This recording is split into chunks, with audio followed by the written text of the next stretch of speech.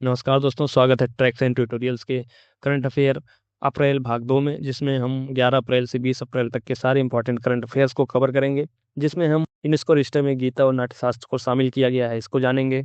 उसके बाद हम जानेंगे न्यायमूर्ति बी आर गवई, जो कि भारत के 52वें चीफ जस्टिस ऑफ इंडिया बनेंगे, इनके बारे में। बीएससी जो बॉम्बे स्टॉक एक्सचेंज है, उसकी 150वीं वर्षगांठ मनाई गई है। भारत में स्टॉक एक्सचेंज के विकास के बारे में।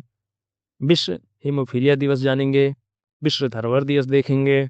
संस्कृत का 5वां अध्याय इस पुस्तक के बारे में जानेंगे। दस्तलिक 6 संयुक्त सैन्य अभ्यास MK2A लेजर हथियार प्रणाली, जो DRDO द्वारा सफल परीक्षण किया गया है, इसको जानेंगे। इंटरनेशनल वेट लिफ्टिंग फेडरेशन के एथलीट आयोग की अध्यक्ष कौन बनी है, इसको देखेंगे। और उसके बाद बहुत सारे इंपॉर्टेंट क्वेश्चंस सॉल्व करेंगे, जो कि आपके एग्जाम्स के लिए जरूरी हैं। तो चलिए शुरू करते हैं। दोस्तों, भारत की सांस्कृतिक विरासत को यूनेस्को ने एक बार फिर से वैश्विक मान्यता दी है। यूनेस्को ने Memory of the world register में 74 नई डॉक्यूमेंट्री हेरिटेज कलेक्शन को शामिल किया है, जिसमें भारत की 2 महत्वपूर्ण कृतियां श्रीमद् भगवद गीता और भारत मुनि का नाट्यशास्त्र शामिल किया गया है।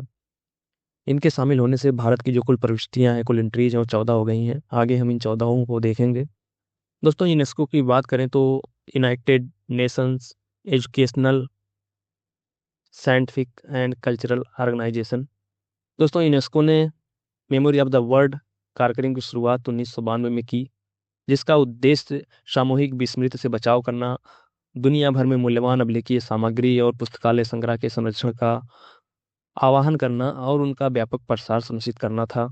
दोस्तों, भारत की शामिल पहली कृति की बात करें तो श्रीमद् भगवद गीता। श्रीमद् भगवद गीता के जो लेखक माने जाते हैं, वो महर्षि वेद व्यास माने जाते हैं। वेद व्यास जी इसके लेखक माने जाते हैं।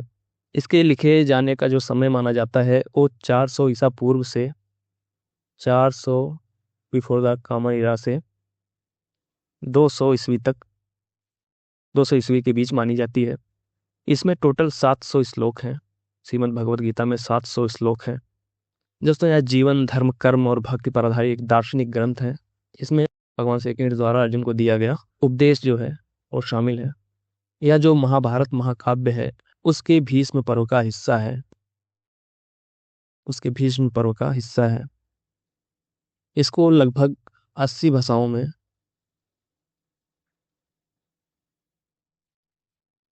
श्रीमद् भगवद गीता को लगभग 80 लैंग्वेज में, अलग अलग लैंग्वेजेज में ट्रांसलेट किया जा चुका है। दोस्तों, दूसरे ग्रंथ की, दूसरे कृत की बात करें तो वो है नाट्यशास्त्र। नाट्यशास्त्र की रचना जो है महर्षि भरत मुनि द्वारा की गई है। यह लगभग 200 ईसा पूर्व से 200 ईस्वी के बीच लिखा गया माना जाता है। यह प्राचीन भारत का नाट्य और नृत्य पर आधारित ग्रंथ है। दोस्तों, इसमें रंगमंच, अभिनय, नृत्य, संगीत, सौंदर्य शास्त्र और दर्शक शास्त्र का विस्तृत वर्णन है। इसे नाट्य शास्त्र का पहला और प्रमुख ग्रंथ माना जाता है। इसमें 36 चैप्टर हैं, 36 अध्याय हैं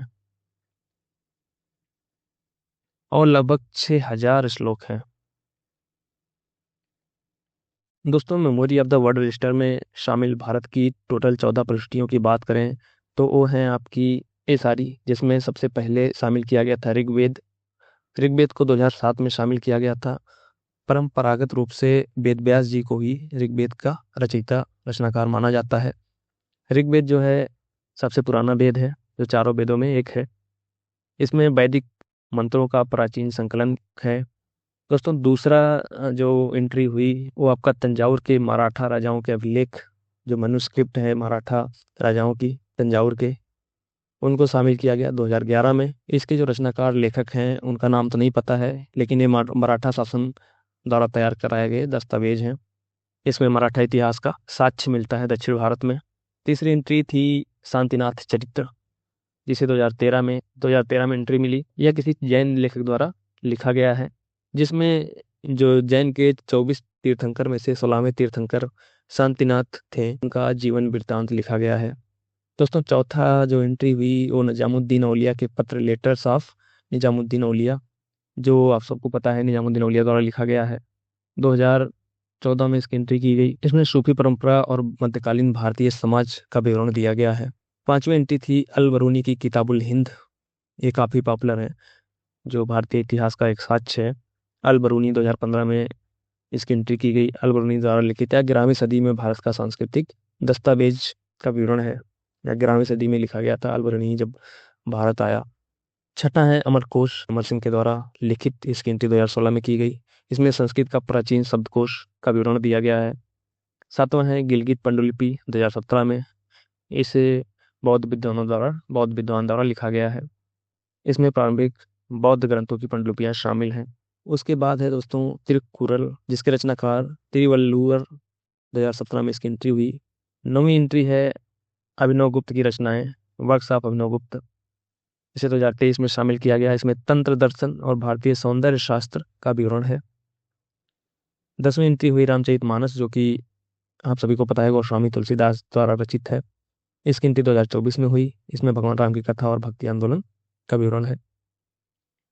11वीं एंट्री थी आपकी पंचतंत्र, जिसे विष्णु शर्मा द्वारा लिखा गया है। इसमें नैतिक शिक्षाओं से युक्त कहानियां शामिल हैं।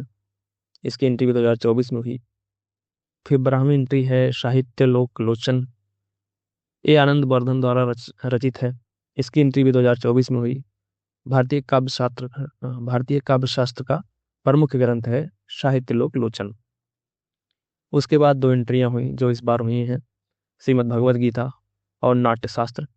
श्रीमद् भगवद गीता के रचयिता वेद व्यास माने जाते हैं, महाभारत के भीष्म पर्व का हिस्सा है।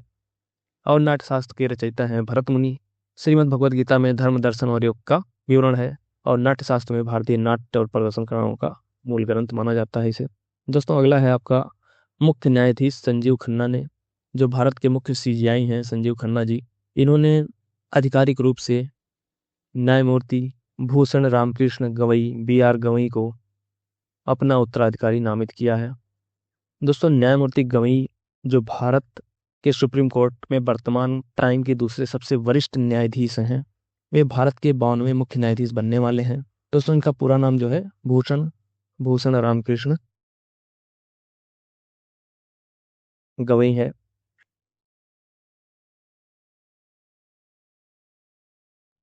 इनका पूरा नाम भूषण रामकृष्ण गवई है। दोस्तों जो करंट सीजीआई हैं चीफ जस्टिस ऑफ इंडिया, वो जो है 13 मई को सेवानिवृत्त हो रहे हैं, और 14 मई को जो जस्टिस BR गवई हैं इनका कार्यकाल स्टार्ट होगा। ये 14 मई को 52वें मुख्य न्यायाधीश के रूप में शपथ लेंगे। दोस्तों BR गवई की बात करें तो इनका जन्म जो है 24 नवंबर 1960 को अमरावती महाराष्ट्र में हुआ। ये जो है बॉम्बे हाई कोर्ट में न्यायाधीश रहे हैं 2003 से। बॉम्बे हाई कोर्ट में ये न्यायाधीश रहे हैं 2003 से 2019 तक। उसके बाद ये सुप्रीम कोर्ट में न्यायाधीश बने, वहाँ पे मेंबरों में शामिल हुए 2019 से, मई 2019 से सुप्रीम कोर्ट में ये कार्यरत हैं। दोस्तों इनका जो कार्यकाल है वो 14 मई से 23 नवंबर 14 मई से 23 नवंबर यानी कि 6 मंथ का रहेगा। सिर्फ 6 मंथ का कार्यकाल रहेगा इनका BR गवई जी का। दोस्तों BR गवई जी भारत के मुख्य न्यायाधीश बनने वाले दूसरे दलित न्यायाधीश होंगे। पहले जो दलित न्यायाधीश थे वो न्यायमूर्ति KG बालकृष्णन थे। दूसरे दलित न्यायाधीश होंगे BR गवई। दोस्तों जब यह कहा जाता है कि न्यायमूर्ति BR गवई भारत के मुख्य न्यायाधीश बनने वाले दूसरे दलित न्यायाधीश होंगे, तो यह तथ्य समाज में विविधता के प्रतिनिधित्व का प्रतीक भी है और एक बड़े प्रश्न का हिस्सा भी। क्या यह नियुक्तियां वास्तविक सामाजिक न्याय के संकेत हैं या प्रतीकात्मकता मात्र? दोस्तों कोलिजियम प्रणाली के जरिए इस तरह की नियुक्तियां एक अच्छा संकेत तो हो सकती हैं। इससे यह दिखता है कि अब बड़े संवैधानिक पदों पर सिर्फ एक ही वर्ग जैसे ऊंची जातियां का दबदबा नहीं है। लेकिन अगर ऐसे चयन सिर्फ दिखावे के लिए किए जाते हैं, यानी सिर्फ एक दिखावे के लिए कि सबको जगह दी जा रही है, तो वह असली बराबरी और समावेश को नहीं दिखाता। दोस्तों कॉलेजियम प्रणाली में पारदर्शिता की कमी हमेशा एक चिंता का विषय रहा है। यदि न्यायाधीशों की नियुक्ति में सामाजिक पृष्ठभूमि, जेंडर और क्षेत्रीय संतुलन को ध्यान में नहीं रखा जाता है, तो समावेशी न्यायपालिका एक सपना ही रह जाता है। क्या गवई की नियुक्ति वाकई सामाजिक न्याय की ओर बढ़ा हुआ कदम है, या केवल आलोचनाओं को शांत करने की एक रणनीति? केवल एक दो अपवाद बना देने से प्रणाली में असली बदलाव नहीं आता। न्यायपालिका में आज भी दलित, आदिवासी, OBC और अल्पसंख्यक समुदायों का प्रतिनिधित्व नगण्य है, विशेषकर उच्च न्यायालयों और सुप्रीम कोर्ट में। असली सवाल यह है कि क्या ये नियुक्तियां सामाजिक न्याय के मूल सिद्धांतों पर आधारित हैं, क्या न्यायपालिका में विविध पृष्ठभूमियों से आने वालों के लिए समान अवसर है? दोस्तों, दलित या वंचित पृष्ठभूमि से आने वाले न्यायाधीशों के अनुभव और दृष्टिकोण न्यायिक फैसले में एक नए सामाजिक आयाम को जोड़ सकते हैं, लेकिन अगर उन्हें केवल एक सीमित अवधि के लिए नियुक्त किया जाता है, जैसे न्यायमूर्ति गवई का कार्यकाल सिर्फ 6 महीने का है, तो इसका प्रभाव भी सीमित रह जाता है। दोस्तों, न्यायपालिका में विविधता और प्रतिनिधित्व का अत्यंत आवश्यक है, लेकिन इसके लिए केवल प्रतीकात्मक नियुक्तियां नहीं बल्कि संरचनात्मक सुधार की जरूरत है। कोलेजियम को पारदर्शी, जवाबदेह और सामाजिक न्याय के प्रति प्रतिबद्ध बनाना ही समय की मांग है, अन्यथा ऐसी नियुक्तियां तो केवल विंडो ड्रेसिंग बनकर रह जाएंगी। दोस्तों, अभी हाल ही में बीएसई की 150वीं वर्षगांठ मनाई गई है। जो बॉम्बे स्टॉक एक्सचेंज है बीएसई, वित्त मंत्री निर्मला सीतारमण ने बॉम्बे स्टॉक एक्सचेंज बीएसई की 150वीं वर्षगांठ पर मुख्य अतिथि के रूप में भाग लिया और इस अवसर पर BSE 150 index, BSE 150 index launch किया। यह नया बेंचमार्क इंडेक्स है जो बीएसई में सूचीबद्ध शीर्ष 150 कंपनीज को ट्रैक करता है, उनकी प्रदर्शन को ट्रैक करता है बीएसई 150 इंडेक्स। दोस्तों, बॉम्बे स्टॉक एक्सचेंज, दोस्तों बीएसई जो बॉम्बे स्टॉक एक्सचेंज है वह प्रतिदिन लगभग 1500 करोड़ रुपए का ऑर्डर प्रोसेस करता है। बीएसई का मार्केट कैपिटलाइजेशन 400 लाख करोड़ रुपए तक पहुंच चुका है, जो इससे दुनिया के शीर्ष स्टॉक एक्सचेंज में शामिल करता है। दोस्तों, फरवरी 2024 से 4.1 करोड़ नए डीमेट अकाउंट खुले हैं, जो पूंजी बाजार में बढ़ते निवेशकों को विश्वास को दर्शाता है। दोस्तों, डीमेट अकाउंट यानी कि डीमेटेरियलाइज्ड अकाउंट, जिससे शेयर और सिक्योरिटीज को डिजिटल फॉर्म में रखे जाते हैं, यानी कि यह शेयर खरीदने बेचने के लिए जरूरी होता है। जैसे बैंक अकाउंट में पैसे रखे जाते हैं, वैसे ही इसमें आपके शेयर सुरक्षित रहते हैं डीमेट अकाउंट में। दोस्तों, म्यूचुअल फंड का जो निवेश है वो 3 गुना बढ़ चुका है। घरेलू संस्थागत निवेशकों की भूमिका और भारत का आईपीओ मार्केट भी बहुत तेजी से बढ़ रहा है। दोस्तों, भारत में स्टॉक एक्सचेंज के विकास की बात करें तो स्वतंत्रता के पूर्व भारत में शेयर कारोबार की शुरुआत जो हुई 1850 के दशक में हो गई थी। बॉम्बे स्टॉक एक्सचेंज यानी कि बीएसई की जो स्थापना हुई वो 1875 में मुंबई में हुई। यह एशिया का पहला स्टॉक एक्सचेंज है। स्वतंत्रता के बाद से 1990 तक जो बीएसई है वो प्रमुख एक्सचेंज रहा। व्यापार मैनुअल ओपन आउटक्राई सिस्टम से होता था। देश भर में स्थानीय स्टॉक एक्सचेंज उभरे, जैसे Kolkata stock exchange, Delhi stock exchange, Madras. फिर 1990 के बाद सुधार और आधुनिकीकरण हुआ, जिसमें सेबी यानी कि securities and exchange board of India, भारतीय प्रतिभूति और विनिमय बोर्ड की स्थापना हुई। इसकी स्थापना 1988 में की गई और 1992 में इसको संवैधानिक दर्जा मिला। इसका जो प्रमुख काम जो है सेबी का, वो निवेशकों की रक्षा करना, शेयर बाजार को सही और पारदर्शी बनाना, कंपनियों और ब्रोकरों पर निगरानी रखना, बाजार में धोखाधड़ी रोकना, ये सब जो काम होते हैं वो सेबी निभाता है। उसके बाद जो है राष्ट्रीय स्टॉक एक्सचेंज यानी कि नेशनल स्टॉक एक्सचेंज एनएसई का स्थापना हुआ 1992 में और 1994 से जो है कंप्यूटर आधारित ट्रेडिंग होने लगी। इंडिया में इसकी शुरुआत हो गई कंप्यूटर आधारित ट्रेडिंग की। एनएसडीएल ने 1996 से शेयरों को कागज से हटाकर डिजिटल रूप में रखना शुरू किया, तो एनएसडीएल यानी कि नेशनल सिक्योरिटीज डिपॉजिटरी लिमिटेड।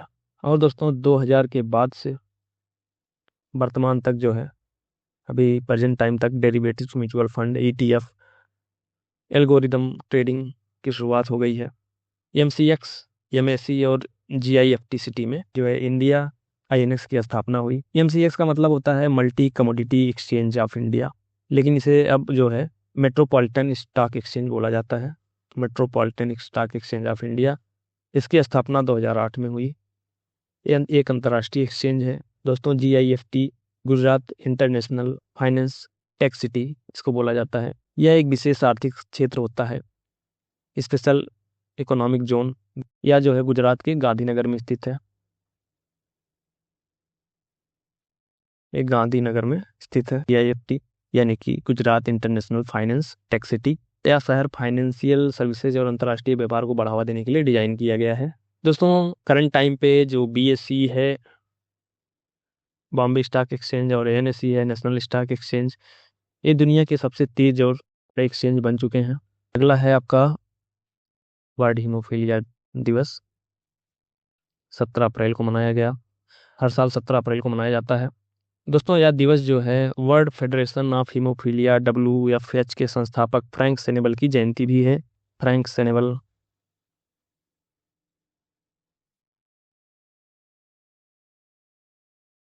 इनकी जयंती है इसी दिन 17 अप्रैल को।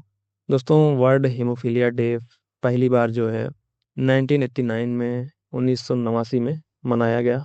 2025 का जो थीम है, जो विषय है, वह सभी के लिए पहुंच, महिलाएं और लड़कियां भी रक्तस्राव से पीड़ित होती हैं पर आधारित है। Access for all, women and girls believed to, जो इस बार का थीम है। इस दिन का उद्देश्य हीमोफीलिया और अन्य आनुवंशिक रक्तस्राव विकारों, इनहेरिटेड ब्लीडिंग डिसऑर्डर के बारे में जागरूकता फैलाना है। अगला एक और महत्वपूर्ण दिवस देखेंगे, विश्व धरोहर दिवस, जो कि 18 अप्रैल को मनाया जाता है, बहुत ही इंपॉर्टेंट है। तो 2025 के लिए जो विश्व धरोहर दिवस का थीम है, विषय है, वो है आपदाओं और संघर्षों से खतरे में विरासत। ICOMOS के 60 वर्षों की कार्रवाई से तैयारी और सीखना, हिंदी में ये है heritage under threat from disaster and conflicts, preparedness and learning from 60 years of ICOMOS action. दोस्तों ICOMOS जो है, इसका मतलब होता है international council on monument and sites. ICOMOS जो है, इसकी स्थापना हुई थी 1965 में, वेनिस चार्टर 1964 के बाद। जो ICOMOS है, उसका हेडक्वार्टर जो है फ्रांस की राजधानी पेरिस में स्थित है। ICOMOS international council for monuments and sites, ICOMOS। दोस्तों यह विषय विरासत संरक्षण में ICOMOS, जो स्मारकों और स्थलों का पर अंतर्राष्ट्रीय परिषद है, उसके पिछले 60 वर्षों के प्रयासों से सीखकर भविष्य के लिए अधिक लचीली रणनीतियां विकसित करने की आवश्यकता पर जोर देता है। दोस्तों बात करें विश्व धरोहर सम्मेलन, वर्ल्ड हेरिटेज कन्वेंशन, इसकी स्थापना यूनेस्को ने 1972 में की और अक्टूबर 2024 तक 196 देशों में टोटल 1223 विश्व धरोहर स्थल शामिल हैं। दोस्तों भारत 1977 से विश्व धरोहर सम्मेलन का हस्ताक्षर करता रहा है। वर्तमान में भारत के पास 43 विश्व धरोहर स्थल हैं, जो स्थलों की संख्या के मामले में विश्व स्तर पर छठे स्थान पर है। 1983 में भारतीय स्थल जो पहली बार शामिल किए गए थे, वो आपका पहला था आगरा का किला, जो उत्तर प्रदेश में स्थित है। ताजमहल है, अजंता की गुफाएं महाराष्ट्र की, अजंता और एलोरा की गुफाएं महाराष्ट्र की, ये जो हैं शामिल किए गए थे पहली बार 1983 में विश्व धरोहर स्थल। तो भारत के टोटल 43 विश्व धरोहर स्थल हैं। अभी जो हैं 62 और धरोहर स्थल यूनेस्को की संभावित सूची में है। दोस्तों नेक्स्ट है आपका बनारसी शहनाई। तो बनारसी शहनाई को भौगोलिक संकेतक यानी कि ज्योग्राफिक इंडिकेशन GI टैग प्रदान किया गया है। यह प्रमाण पत्र प्रधानमंत्री नरेंद्र मोदी ने स्वयं बनारस के प्रसिद्ध शिल्पकार रमेश कुमार को सौंपा। यह आयोजन वाराणसी के मेहंदीगंज में एक विशाल जनसभा के दौरान किया गया। तो ये शहनाई के शिल्पकार हैं रमेश कुमार, उनकी फैमिली। दोस्तों शहनाई को अंतर्राष्ट्रीय पहचान दिलाने का श्रेय जो है उस्ताद बिस्मिल्लाह खां को जाता है। ये है उस्ताद बिस्मिल्लाह खां। दोस्तों बनारस की कई सारे उत्पादों को GI टैग मिल गया है, जैसे बनारसी तबला हो गया, बनारसी भरवा मिर्च हो गया, बनारसी साड़ी हो गई, ये सारी चीजें हैं। दोस्तों GI टैग के महत्व की बात करें, जो GI टैग दिया जाता है, यह टैग किसी उत्पाद की भौगोलिक पहचान और सांस्कृतिक विशिष्टता को दर्शाता है। यह स्थानीय कारीगरों को संरक्षण और मान्यता भी देता है। दोस्तों नेक्स्ट देखेंगे हम प्रधानमंत्री नरेंद्र मोदी की नई पुस्तक सांस्कृतिक का 5वां अध्याय, उसका लोकार्पण हुआ है। दोस्तों प्रधानमंत्री नरेंद्र मोदी के संस्कृति पर विचारों और भाषणों का संकलन संस्कृत का 5वां अध्याय नामक पुस्तक के रूप में प्रकाशित किया गया है। इसमें जो है प्रधानमंत्री के संस्कृत पर विचारों और भाषणों का संकलन है। पुस्तकालय का लोकार्पण जो है नई दिल्ली में किया गया। जूना अखाड़े के आचार्य महामंडलेश्वर अवधेशानंद गिरी जो है इस पुस्तक का औपचारिक विमोचन किए। इस पुस्तक की भूमिका जो फोरवर्ड होते हैं उसको राम बहादुर राय ने लिखा है और इसका संपादन डॉक्टर प्रभात ओझा ने किया है। दोस्तों अगला है दस्तलिक 6, भारत उज्बेकिस्तान संयुक्त सैन्य अभ्यास। दोस्तों भारत और उज्बेकिस्तान के बीच छठी संयुक्त सैन्य अभ्यास तस्तलिक 6 अप्रैल में पुणे के औंध स्थित विदेशी प्रशिक्षण स्थल फॉरेन ट्रेनिंग नोड जो है वहां पे आरंभ हुआ। दस्तलिक उज्बेक लैंग्वेज में इसका मतलब होता है दोस्ती। ये जो है 16 अप्रैल से 28 अप्रैल तक चलेगा। दोस्तों इस सैन्य अभ्यास का जो उद्देश्य है काउंटर टेररिज्म, शहरी युद्ध, पर्वतीय क्षेत्र में युद्ध कौशल, कोऑर्डिनेशन एंड इंटेरोपरेबिलिटी को बढ़ाना जो है इसका मुख्य उद्देश्य है। दोस्तों अगली खबर है, भारत में पहली बार जो है ट्रेन में एटीएम इंस्टॉल किया गया ऑनबोर्ड ट्रेन में। यह एक पायलट परीक्षण था। तो भारतीय रेलवे ने महाराष्ट्र से मुंबई मनमाड पंचवटी एक्सप्रेस में एक एटीएम की स्थापना की। यह पहले यात्रियों की सुविधा बढ़ाने और रेलवे के गैर भाड़ा राजस्व को बढ़ाने के उद्देश्य से की गई है। दोस्तों यह पायलट परीक्षण था। यह जो है एक्सप्रेस ट्रेन के वातानुकूलित चेयर कार कोच के पिछले हिस्से में स्थापित किया गया, जो पहले अस्थायी पेंट्री के रूप में उपयोग होता था उसमें स्थापित कर दिया गया है आपका एटीएम। इसमें एटीएम को ट्रेन की गति और कंपन को ध्यान में रखते हुए रबड़ पैड बोल्ट के माध्यम से सुरक्षित किया गया है। साथ ही सुरक्षा के लिए अग्निशामक यंत्रों को भी उपलब्ध कराया गया है इसमें। रेल मंत्री अश्विनी वैष्णव ने इस पहल को एटीएम ऑन व्हील्स के रूप में प्रस्तुत किया, जो यात्रियों को यात्रा के दौरान अधिक सुविधा प्रदान करेगा। तो एटीएम ऑन व्हील्स। दोस्तों अगला है अस्पतालों की रैंकिंग हुई है। एम्स दिल्ली को 97वां 97th स्थान मिला है। तो न्यूज सीक एंड स्टेटिस्टा द्वारा जारी वर्ल्ड बेस्ट हॉस्पिटल 2024 का जो रैंकिंग है उसमें एम्स दिल्ली को 97th रैंक मिली है। दोस्तों यह रैंकिंग 30 देशों के 2400 से ज़्यादा अस्पतालों का मूल्यांकन करके तैयार किया गया है, जिसमें मरीज संतुष्टि, क्लिनिकल परिणाम, स्वच्छता मानक और स्वास्थ्य विशेषज्ञों की सिफारिशें शामिल की गई थी। इसमें गुड़गांव का एक निजी अस्पताल भी 146वें स्थान पर है और PGI-MER चंडीगढ़ को 228वां स्थान मिला है। इंडिया के 3 अस्पताल हैं, जो कि पहला 97 पे है, दूसरा 146 पे और तीसरा 228वें स्थान पर है। आगे बढ़ते हैं। अगला है DRDO ने MK2A लेजर हथियार प्रणाली का सफल परीक्षण किया हुआ है। MK2A laser directed energy weapon है। Directed energy weapon DEW। यह प्रणाली जो है मिसाइल, ड्रोन और छोटे प्रोजेक्टाइल को कुछ ही सेकंड में निष्क्रिय करने में सक्षम है। इसकी प्रमुख विशेषताओं की बात करें तो पूर्ण स्वदेशी विकास हुआ है, पूरी तरह से भारतीय वैज्ञानिकों द्वारा विकसित की गई है। उच्च शक्ति की लेजर प्रणाली लगाई गई है जो लाइट की स्पीड प्रकाश की गति से हमला करती है। ये बहुत ही सटीक और घातक है, इतनी अधिक है कि लक्ष्य को तुरंत नष्ट किया जा सकता है। दोस्तों इसका जो परीक्षण है वो कुरनूल आंध्र प्रदेश के नेशनल ओपन एयर रेंज में किया गया। दोस्तों नेक्स्ट है आपका स्पोर्ट्स से। तो ओलंपिक रजत पदक विजेता मीराबाई चानू को भारतीय भारोत्तोलन महासंघ WLF Indian weight lifting federation के एथलीट आयोग की अध्यक्ष चुना गया है। IWLF के उपाध्यक्ष वो जो है कॉमनवेल्थ गेमों के स्वर्ण पदक विजेता यश सतीश कुमार जो है उनको चुना गया है। इन दोनों का कार्यकाल जो होगा वो आपका 4 वर्षों का होगा। ये मीराबाई चानू है आपकी और ये हैं आपके यश सतीश कुमार। दोस्तों मीराबाई चानू की बात करें, इनकी मुख्य उपलब्धियां जो हैं वो हैं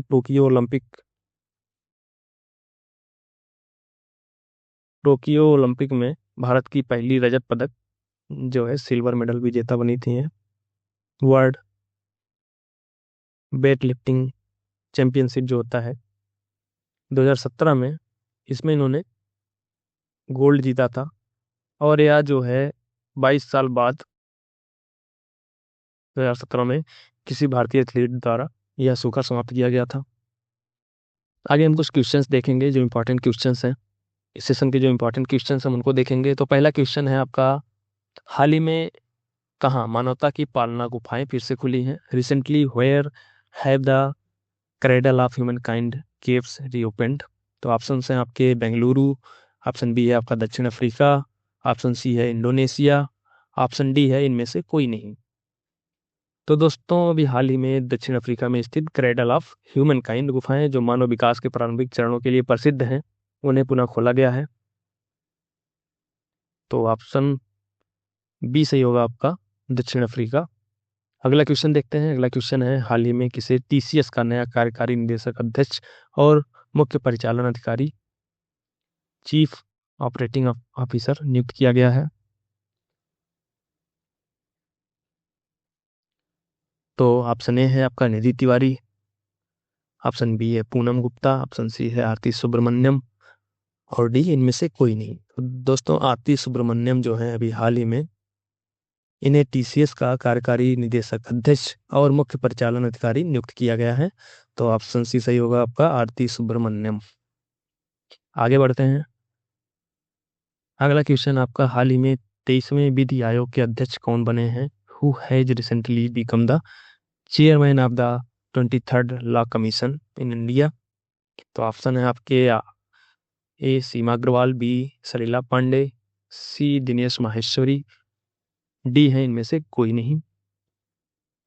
तो दोस्तों न्यायमूर्ति जो हैं दिनेश माहेश्वरी को हाल ही में जो है 23वां जो विधि आयोग है उसका अध्यक्ष नियुक्त किया गया है। तो आपका ऑप्शन सी सही होगा, दिनेश माहेश्वरी। दोस्तों अगला क्वेश्चन है, 20 अप्रैल को भारत ने किस देशों के बीच संयुक्त सैन्य अभ्यास समुद्र शक्ति आयोजित किया? 20 April India conducted the joint military exercise Samudra Shakti with which countries? Option हैं आपके, ए है आपका United States and Japan, B है फ्रांस एंड ऑस्ट्रेलिया, सी है इंडोनेशिया एंड ऑस्ट्रेलिया, डी है आपका सिंगापुर एंड थाईलैंड। तो दोस्तों अभी हाल ही में भारत, इंडिया, इंडोनेशिया और ऑस्ट्रेलिया जो है इन्होंने ज्वाइंटली जो समुद्र शक्ति सैन्य अभ्यास को कंडक्ट किया भारतीय ओशियन में, हिंद महासागर में।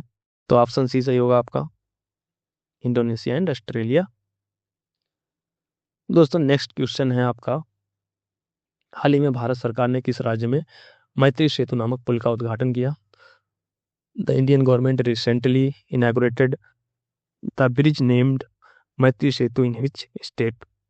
ऑप्शन है आपके वेस्ट बंगाल, बी है असम, सी है त्रिपुरा, डी है उड़ीसा। तो दोस्तों अप्रैल में 11 अप्रैल को भारत सरकार ने त्रिपुरा राज्य में मैत्री सेतु पुल का उद्घाटन किया। यह पुल भारत और बांग्लादेश के बीच, बांग्लादेश के रामगढ़ और भारत के त्रिपुरा के धलाई जिले को जोड़ता है। त्रिपुरा, ऑप्शन सी सही होगा आपका, त्रिपुरा राज्य में। अगला क्वेश्चन देखते हैं, हाल ही में स्वच्छ भारत मिशन के तहत भारत के किस राज्य को क्लीनेस्ट स्टेट के रूप में चुना गया है? Which state was recently chosen as the cleanest state of India under the Swachh Bharat mission? तो ऑप्शन हैं आपके गुजरात, केरला, हिमाचल प्रदेश और सिक्किम। तो दोस्तों स्वच्छ भारत मिशन के तहत क्लीनेस्ट स्टेट के रूप में सिक्किम को चुना गया है। सिक्किम राज्य ने सफाई और पर्यावरण संरक्षण के क्षेत्र में बेहतरीन काम किया है और इसे स्वच्छता के मामले में अन्य राज्यों के लिए आदर्श माना गया है। तो ऑप्शन डी सही होगा आपका, सिक्किम। आगे बढ़ते हैं। दोस्तों क्वेश्चन नंबर 7 है, अप्रैल में भारत सरकार ने National Animal Disease Control Programme के तहत कितने करोड़ रुपए का पैकेज घोषित किया? Indian government announced a package of how many crores under the National Animal Disaster Control Programme? Option हैं आपके 500 करोड़, 1000 करोड़, 1500 करोड़ और 2000 करोड़। तो ऑप्शन सही है आपका बी, 1000 करोड़ रुपए। इसका उद्देश्य पशु चिकित्सा सेवाओं को सुधारना, बीमारियों को नियंत्रित करना और देश भर में पशुपालन को बढ़ावा देना है। अगला क्वेश्चन देखते हैं, हाल ही में इंटरनेशनल स्पेस स्टेशन ISS में भारत के किस वैज्ञानिक ने अपनी सेवा समाप्त की? Recently who among India's scientist concluded their service in the international space station?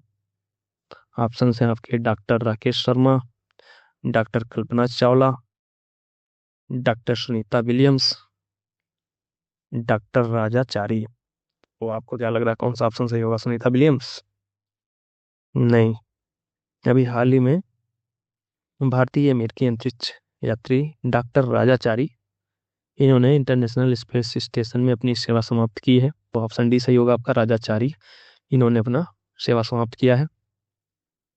अगला क्वेश्चन देखते हैं, किस देश ने 13 अप्रैल 2025 को क्लाइमेट रेसिलियंस समिट 2025 की मेजबानी की?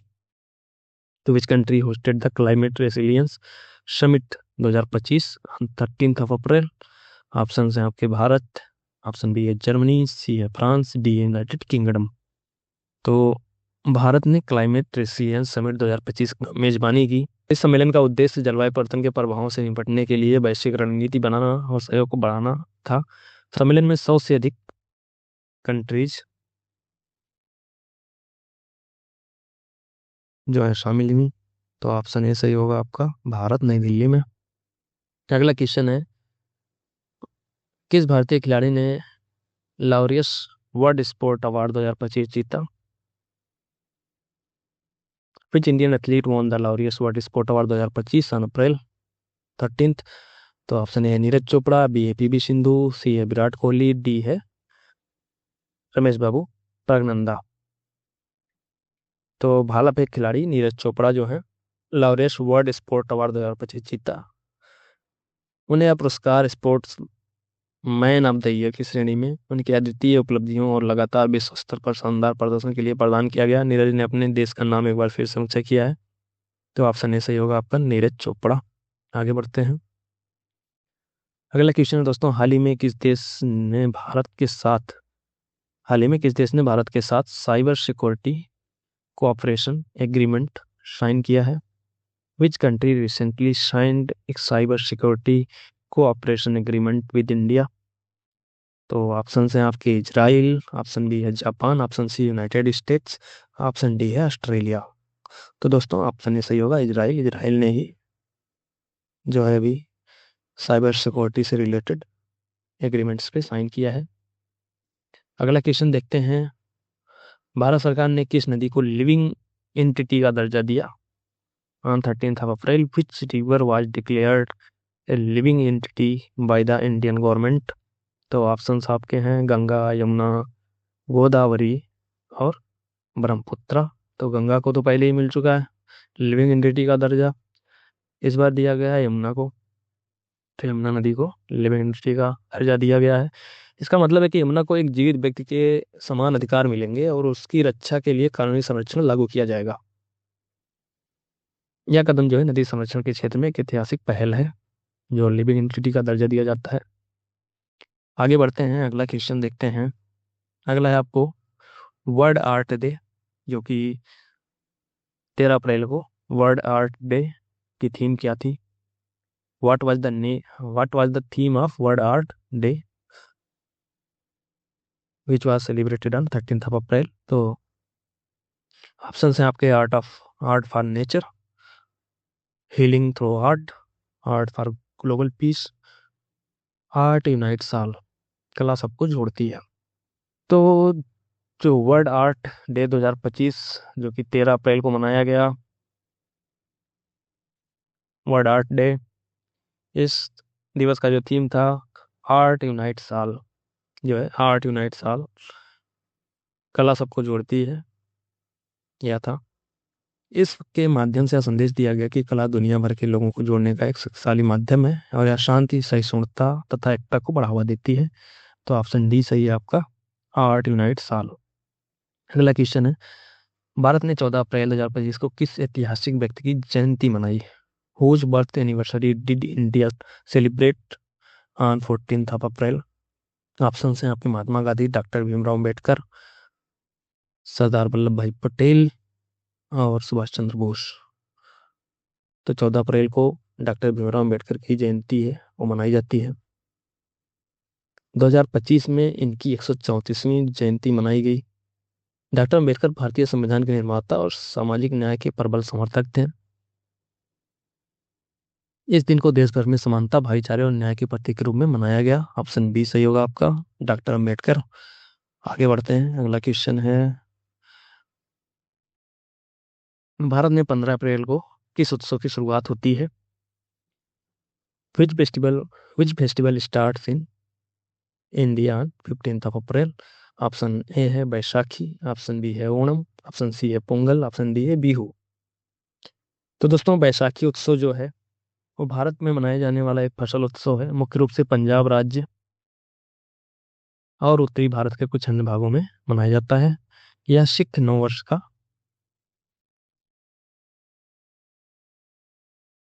जो सिख नववर्ष होता है उसकी शुरुआत का प्रतीक है और गुरु गोबिंद सिंह द्वारा खालसा पंथ की स्थापना का याद दिलाता है। इस वर्ष जो है बैसाखी दोस्तों 14 अप्रैल को पड़ा है। 14 अप्रैल को पड़ा बैसाखी।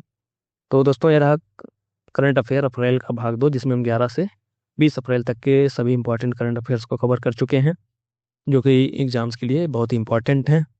खासतौर से अगर आप RRB, NTPC, RRC group D और एसएससी की तैयारी कर रहे हैं तो दोस्तों इसके पहले का जो अप्रैल मंथ का करंट अफेयर भाग 1 जो है उसको हम इस यूट्यूब चैनल पे डाल चुके हैं, जिसमें 1 से 10 अप्रैल तक का कवर किया गया है, जिसमें हमने प्रधानमंत्री की या महत्वपूर्ण यात्राएं, राष्ट्रपति की विदेश यात्राएं, वक्फ संशोधन अधिनियम, प्रोजेक्ट टाइगर के 52 वर्ष पूरे होने पे कुछ विशेष जानकारी और प्रागैतिहासिक भेड़िए की वापसी हुई है, क्लोसल लैब द्वारा किया गया है बायो साइंस की मदद से, उसको डिस्कस किया है। माधवपुर का घेर मेला डिस्कस किया है। ब्रेक थ्रू प्राइज जो कि विज्ञान का ऑस्कर कहा जाता है, इसको डिस्कस किया है। सरहुल पर्व जो कि झारखंड में आदिवासियों द्वारा मनाया जाता है, उसको डिस्कस किया है। जीआई टैक्स किन किन प्रोडक्ट्स को मिले हैं उनको डिस्कस किया है। उत्कल दिवस या उड़ीसा स्थापना दिवस उसको डिस्कस किया है। विश्व स्वास्थ्य दिवस, हेल्थ डे, उसको डिस्कस किया है। और बहुत सारे इंपॉर्टेंट क्वेश्चंस वो उसमें हमने सॉल्व किया है, जिसे आप इस चैनल पे देख सकते हैं, जिसका लिंक हमने डिस्क्रिप्शन में भी डाल दिया है। तो इसी के साथ ही अप्रैल मंथ का भाग 2 जो है उसको हम खत्म करते हैं और जल्दी आपके लिए भाग 3 प्रस्तुत करेंगे। और उसके साथ ही अप्रैल के एंड में हम इन सबको कंबाइन करके एक मंथली करंट अफेयर का वीडियो भी डालेंगे। तो बने रहें आप इस चैनल के साथ।